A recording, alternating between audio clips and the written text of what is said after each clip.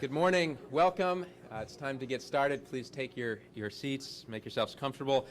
My name is Francis Shen. I'm an associate professor of law at the University of Minnesota Law School, and I serve as executive director of education and outreach for the MacArthur Foundation Research Network on Law and Neuroscience. And on behalf of the Research Network, the American Bar Association, the MacArthur Foundation, and all of our co-sponsors, we welcome you to our Future of Law and Neuroscience Conference. It will be a really fun day, I think, and already the conversation this morning and last night convinces me that we've got some fantastic conversation underway. All I want to do here before we get underway is give you a few thank yous so that we start in a sense of gratitude. I want to thank President of the ABA, Laurel Bellows, who you'll hear from in just a minute, for the vision, for partnering with us on this program. We want to thank the MacArthur Foundation, Lori Garduque, and Julia Stash for their support for this work. Thank the Research Network on Law and Neuroscience and Director Owen Jones, who you'll hear from in just a minute, for his support. I want to thank the Grutter Institute, and Monica Grutter Cheney, who is not here with us today, but who's provided support. I want to thank the working group on education and outreach who put this together, Oliver Goodenough, who's here with us, Monica Grutter Cheney, Stephen Morris as well, and many others in the Research Network, helping to think through the curriculum and the design of this program.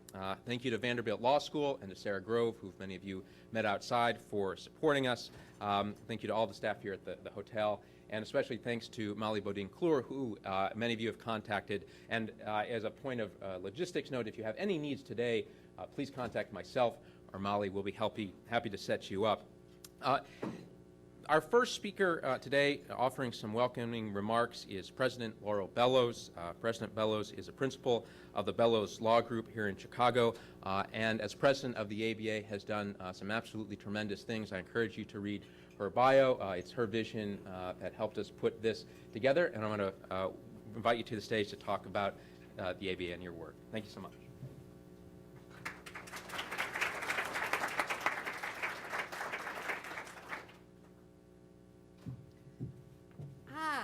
That's much better. Right. Thank you.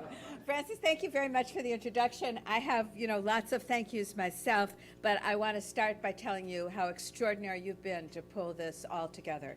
I mean, this was a little baby idea, but now we're here and we're energized. I've been in a lot of rooms for breakfast at this time in the morning and not felt this kind of energy and sense of expectation about what we're about to learn today. So I would just want to tell you that a personal from me to you, thank you for making this happen.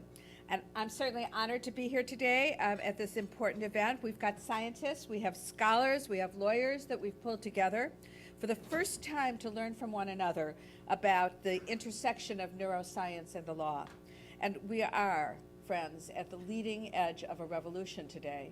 I think that this discussion is going to highlight and be the beginning of a new world of law and science as we put our ideas together and have some very frank discussions on the difficulties of bringing those two communities together today, where we are at the inception of just learning, not even being able to touch the glacier, much less understand how deep that iceberg will go. I would like to acknowledge, of course, the incredible partnership that made today happen, a collaboration that has made this new field of thought and practice possible. So we are here today because of the leadership of the John D. and Catherine T. MacArthur Foundation. There's no question about it, and its research network on law and neuroscience. And then I will also tell you that we are here today because of my long and enduring friendship with Julie Stash, who was delightful enough to say, Laurel, what can we do together during this year where you will have the ability to shape some communities of thought? And with her and with Lori, who I'll mention in one more time, and I had very little to do with this, I must say. So let's just lay it on the line. This is the MacArthur Foundation at work and doing some very, very, what it does, which is take the cutting edge, the work that nobody else is doing, the work that nobody else is actually willing to do, all right, and bring it forward to a level that we can then begin to have a nationwide community conversation on where we're heading in this world as a result of neuroscience.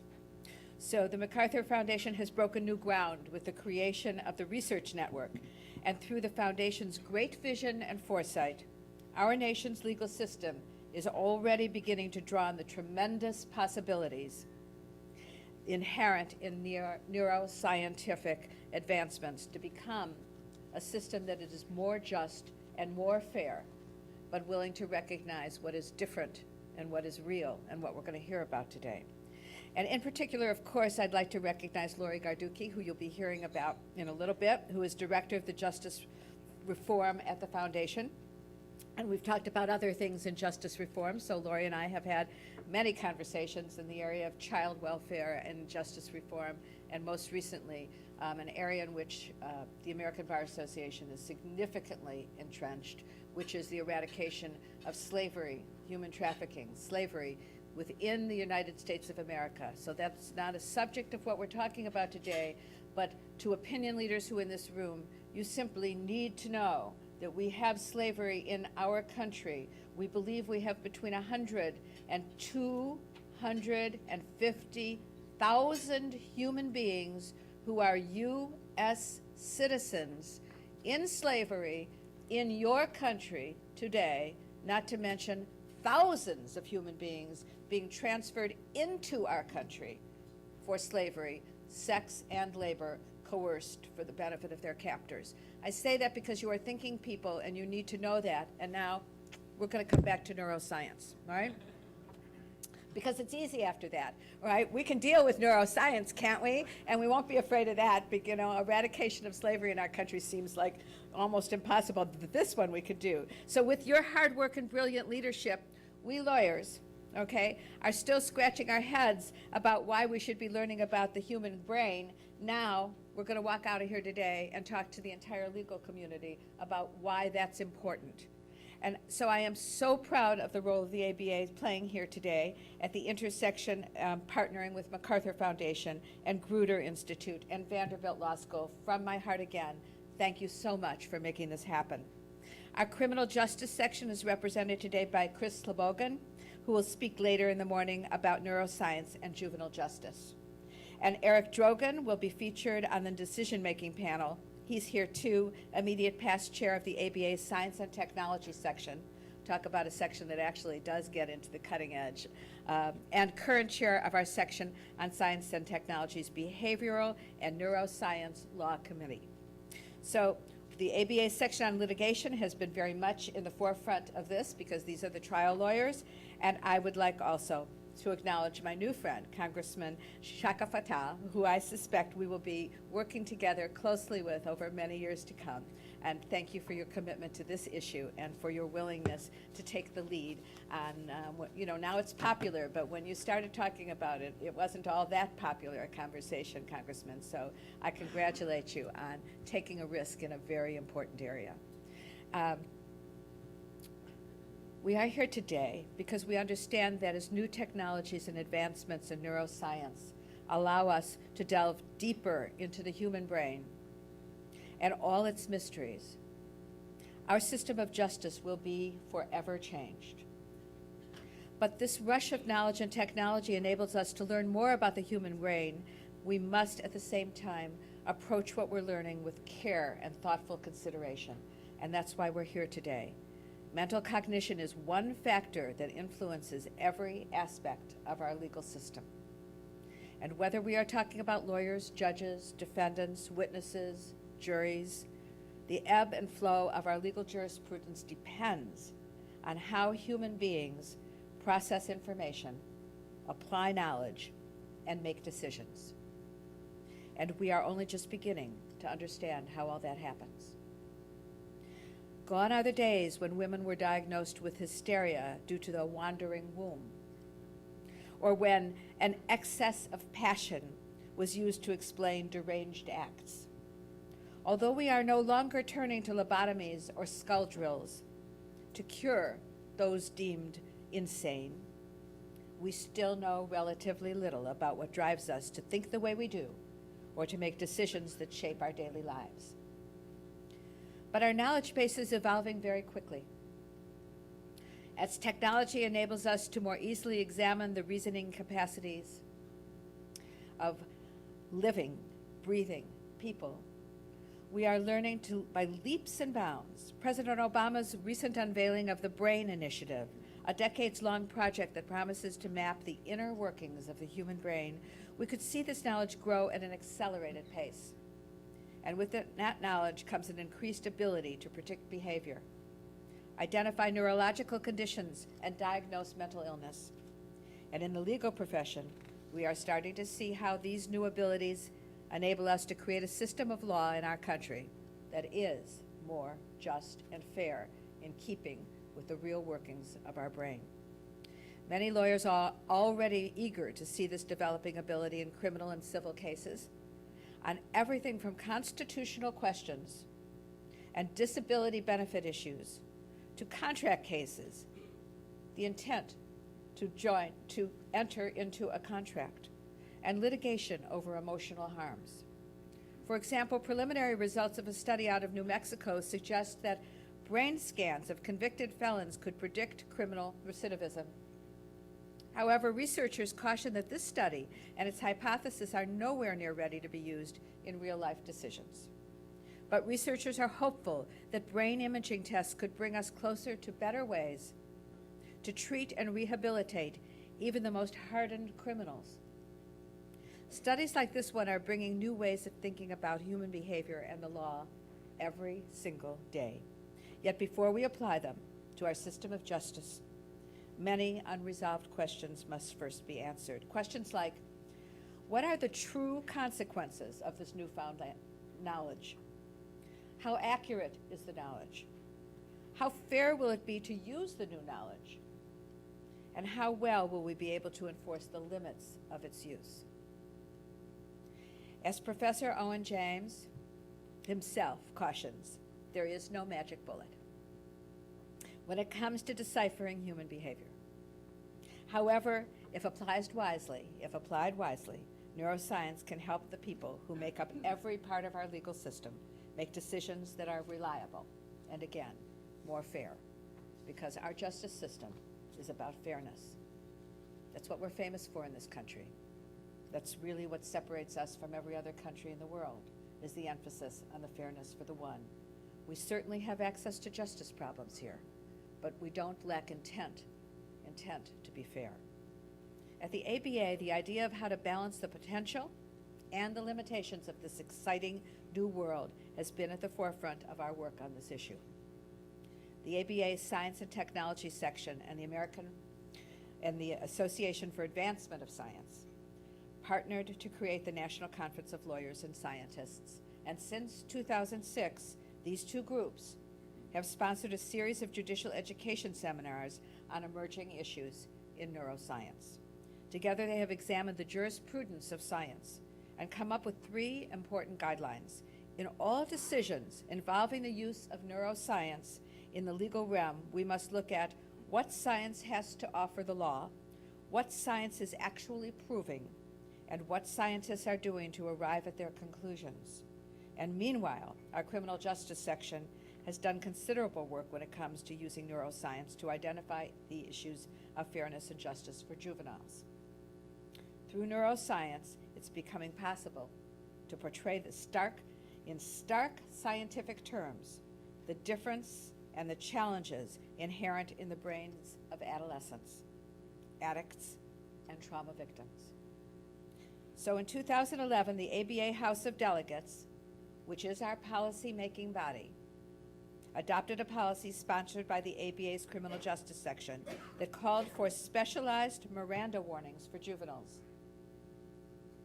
based largely on neuroscientific research that showed that juveniles did not understand the rights that were being read to them. And in addition, due to the advancements in neuroscientific research, the legal system is beginning to adjust sentencing guidelines for these populations and enable them to get help that they need to rehabilitate. So neuroscience has played a role in the proliferation of drug courts, community courts, mental health courts, veterans courts. And as the ABA's Coalition for Justice stressed in 2001, these problem-solving courts, they are problem-solving courts, build effective coalitions between the courts and communities and increase public trust and confidence in our judicial system. But the moral core of our legal code continues to dictate that criminal responsibility is viewed through the prism of behavior, not brain states. Ultimately, our criminal system has been set up to punish people for the things they have been convicted of doing, not what scientists predict them to do. In other words, we must remember that as technologies allow us to learn more and gain more insight into why and how a human mind works, we must not allow science to dictate justice. Rather, we must work even harder together to keep the balance of justice intact. And so today, I would simply conclude that for me, the practice of law is a passion. You've heard me say it. I love the fact that I'm a lawyer. And most of you love and are passionate about your professions, and bringing that passion together in this room and learning together on one of the most cutting-edge issues of our time, and the potential for controlling the change of the justice system as we learn more and more about it, neuroscience and the law, is something that I'm really looking forward to today. So thank you for the partnership, and thank you for being here.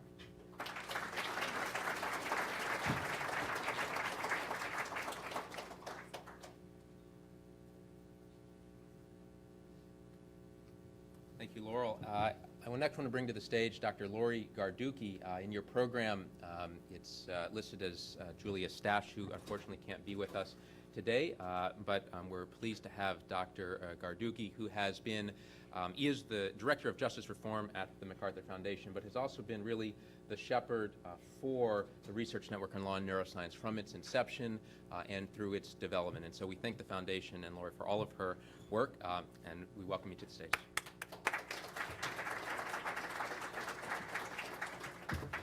Good morning, everyone. I'm sorry that my boss basically couldn't join you this morning, and I hope, Congressman, you can take care of that slowdown with the air traffic controllers so that people can get for the destinations on time. But I think Laurel has done a fabulous job of setting the stage and the context for what has brought all of us together. I also want to take this opportunity to add my thanks and gratitude to all of the people who have been working on this conference. We appreciate this opportunity to partner with the ABA. It's enduring interest in bringing science to bear on the law, and its particular interest in law and neuroscience in organizing today's conference. We know from the work that we have done the value and importance of integrating the work of researchers with communities of practice, and applaud Laurel's vision and leadership in forging such partnerships. I would also add my thanks to Owen Jones. His leadership in the Research Network on Law and Neuroscience brought us to this point, and of course Francis and his team, Molly and all who have put together such a great group of participants, as well as organized a fabulous program. In addition, we've also had a long-standing partnership with the Grutter Institute for Law and Behavioral Research and putting together educational opportunities like this for those of you in the legal profession. As you've taken a look at the program and the agenda and the panels that have been put together today, you will see that it is a very ambitious program. There are many advancements and developments happening very rapidly in this field with the introduction of neuroscience into the courtroom, and it is not without debate and controversy. For the MacArthur Foundation, the program reflects a long history and tradition of bringing behavioral and social science research to bear on the intersection of law and society. The Foundation's main offices are here, in fact, in Chicago, but also we have an international program that works in 60 countries across the country. Our U.S. program has focused on housing, community and economic development, public policy, and of course, our work on criminal and juvenile justice. Since its establishment 35 years ago, the Foundation has invested in scientific research to improve our knowledge and understanding of complex and complicated problems, to fulfill our mission to improve the human condition and create a more just, peaceful, and verdant world. One of our most successful instruments and strategies is the work of our MacArthur Foundation research networks. It is indeed rare that private philanthropy invests in research, particularly behavioral and social science research. But our Board of Trustees 35 years ago believed that scientific research was one of the keys to helping people live productive, healthy, and successful lives. However, their view was progress in scientific research was limited by the way in which universities set up and reward and structure research in its particular academic silos, bound by parochial interests and a reward and incentive structure that does not support interdisciplinary research. So over the years, MacArthur has supported research networks in a variety of fields, including more recently aging and society, as well as digital media and civic participation. But particularly salient for our meeting here today is the work that we've been doing at the intersection of law and science. We have funded, as Laurel noted, a research network on adolescent development and juvenile justice, an additional research on mental health and the law, another research network that looked at mandated community treatment. And we've had great success in seeing that knowledge and information influence practitioners and policymakers in making changes in law and practice. Most recently, the landmark decisions of the U.S. Supreme Court in abolishing the juvenile death penalty and abolishing mandatory juvenile life without parole sentences. So why has the foundation invested now in law and neuroscience? It is indeed with the promise that we see in using neuroscience to create a more fair and just legal system. From the press release of our research network back in 2011, I want to note that we've actually been in the field since 2007, where we brought together the Law and Neuroscience Project, a collection of lawyers, neuroscientists, psychologists, and other behavioral researchers to look at how neuroscience might impact the law. When we moved the work from UC Santa Barbara to Vanderbilt, it was the intent of addressing very specific legal questions and problems with the idea of how can this body of knowledge and information improve law and policy. And we believe that neuroscience could have the same kind of impact on the legal system and legal decision making that is as dramatic as DNA testing. Neuroscientists need to understand the law, and lawyers need to understand neuroscience. We hope that this ambitious effort will help address the difficult legal and ethical questions that inevitably arise as neuroscience progresses in its ability to understand and affect behavior. This conference underscores the importance of a continuing and ongoing dialogue. It is by no means the case that the research network will stand back, conduct its science, and then provide you with the template for how to do law and neuroscience more justly and effectively. As Laura has suggested, there is both promise and peril in the use of neuroscientific evidence in the justice system. Therefore, it's critically important to engage in a dialogue about what the appropriate limits are to its use and what the standard should be for assessing the quality and relevance of scientific evidence. So perhaps in another decade, we'll look back and see this conference as a watershed moment. We want you to learn and to reflect. We want to enlist you in ensuring that the research network is legally relevant and ecologically valid in the questions and problems that it considers, and that neuroscientific research evidence is used responsively and appropriately when it enters the courtroom. We encourage you to be provocative, generative, skeptical, and curious, although I suppose that sort of doesn't need to be said for a room full of lawyers. But we thank you for your interest and willingness to explore this new interdisciplinary field, and we thank you for the Congressman for joining us and his leadership in this field. Thank you.